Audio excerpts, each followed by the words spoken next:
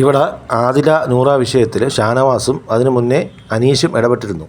രണ്ടുപേരും തമ്മിലുള്ള ഡിഫറൻസ് എന്താണെന്ന് വെച്ചാൽ, ഷാനവാസ് ഒരു സാധാരണ മനുഷ്യനെ പോലെ മാത്രം ചിന്തിക്കുകയും മക്കളെ ഇതിനകത്തൊന്നും പോകരുത്, നിങ്ങൾ വേറെ കല്യാണം കഴിച്ചിട്ട് മര്യാദയ്ക്ക് ജീവിക്കണം, ആ ഒരു രീതിയിൽ ഉപദേശമാണ് കൊടുത്തത്. ശരിക്കും ഇതെന്താണെന്ന് മനസ്സിലാക്കാൻ ഷാനവാസിന് പറ്റുന്നില്ല.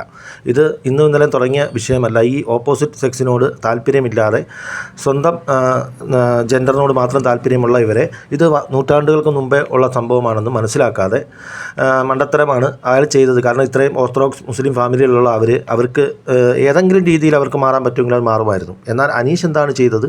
ഇവരുടെ ഈ സെക്സിനെ അംഗീകരിച്ചുകൊണ്ട്, ഈ ജീവിതത്തെ അംഗീകരിച്ചുകൊണ്ട്, ഇന്ത്യയുടെ നിയമപരമായിട്ടുള്ള പരിരക്ഷ നിങ്ങൾക്ക് കിട്ടുന്നില്ലേ, നിങ്ങളിങ്ങനെ തന്നെ ജീവിക്കുക, പ്ലസ് നിങ്ങളുടെ വീട്ടുകാരെ കൂടി പറഞ്ഞ് മനസ്സിലാക്കി ഇതിലോട്ട് കൊണ്ടുവരിക എന്നുള്ള ഒരു ആറ്റിറ്റ്യൂഡാണ് അനീഷ് ചെയ്തത്. ഇപ്പോൾ ഇത് വലിയ സംഭവമൊന്നുമല്ല, പക്ഷേ ഞാൻ ജസ്റ്റ് ഒന്ന് രണ്ടുപേരെക്കുറിച്ചുള്ള ഒരു കമ്പാരിസൺ, ഇപ്പോൾ അനീഷ് ഷാനവാസ് ഇവർ രണ്ടുപേരുമാണ് ഇപ്പോൾ ടോപ്പിൽ നിൽക്കുന്നതെന്ന് പറയുമ്പോൾ ഇവർ രണ്ടുപേരും ഈ വിഷയത്തിൽ അവരുടെ നിലപാടുകൾ ഞാനൊന്ന് വ്യക്തമാക്കി.